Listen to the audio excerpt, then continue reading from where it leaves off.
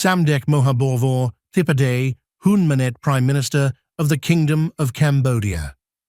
Phnom Penh, 17 September 2025. His Excellency Antonio Guterres, Secretary-General of the United Nations. New York. I have the honor and privilege to inform you that today I have written to His Excellency Mr. Anwar Ibrahim, Prime Minister of Malaysia and Chair of ASEAN, to draw his attention over the recent developments along the Cambodia-Thailand border that pose a grave threat to peace and stability between the two nations and the wider region. The ceasefire agreed on 28 July 2025 in Putrajaya halted the large-scale fighting that began on 24 July, which took place in the northern provinces of Preah Vihear and Oddar Meanchey in Cambodia. However, it is regrettable that Thai military activities in violation of the ceasefire have continued and even extended beyond the original areas of conflict. Since the 12th of August, Thai forces have widened the conflict zone by erecting barbed wire and barricades, issuing ultimatums, and forcibly evicting Cambodian civilians from long-settled lands in Chuk Che and Prey Chan villages of Banteay Meanchey province, which is located in the northwestern part of Cambodia, a few hundred kilometers away from the above conflict zones. 25 families have already been blocked from their homes and fields, and Thai military spokesperson recently threatened further evictions in the very near future, potentially affecting hundreds of households comprised of about 1,000 inhabitants. In addition, based on credible sources, the Thai military has an intention of using forces to seize territory at 17 other locations in provinces from Pursat to Koh Kong, situated at the western and southwestern parts of Cambodia. The above unilateral actions taken by Thai military are based on its unilaterally drawn maps at scale 1 to 50,000, contrary to the mutually agreed maps at scale 1 to 200,000,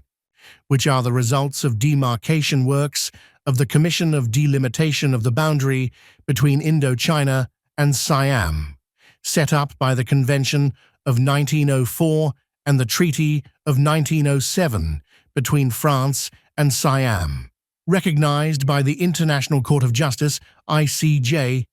and reaffirmed by Cambodia and Thailand in the Memorandum of Understanding on the Survey and Demarcation of Land Boundary signed on the 14th of June 2000, MOU 2000. This MOU 2000 was registered at the United Nations by Thailand on 25 May 2011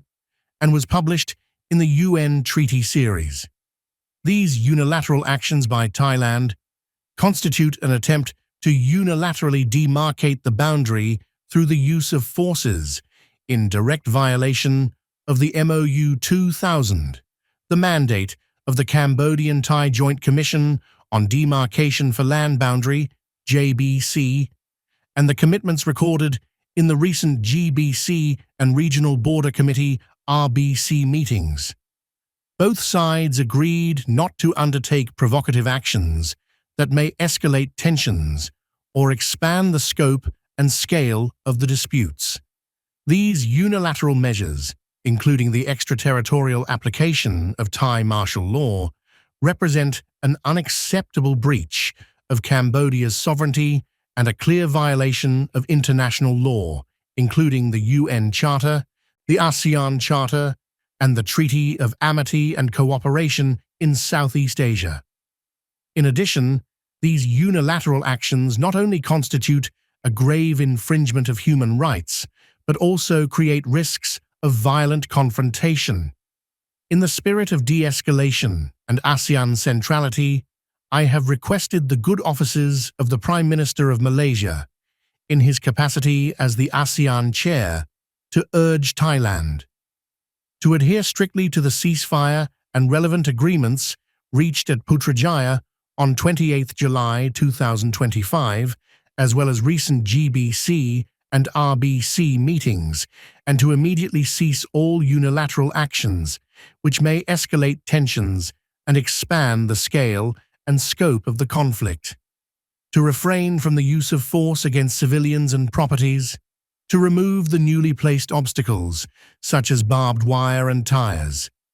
within areas where Cambodian people have been living for decades, and within areas where demarcation has not been completed, to halt planned, forced evictions, and to allow Cambodian people who have been evicted to return to their homes and land, to stop the use of military force, to do unilateral boundary demarcation works, and let existing bilateral mechanism, namely JBC, to continue to do the work in a peaceful manner, based on existing agreements, convention and treaty, and international law, and to immediately and unconditionally release and return the 18 Cambodian soldiers who remain under the captivity of Thailand. I also reaffirmed the strong commitment of Cambodia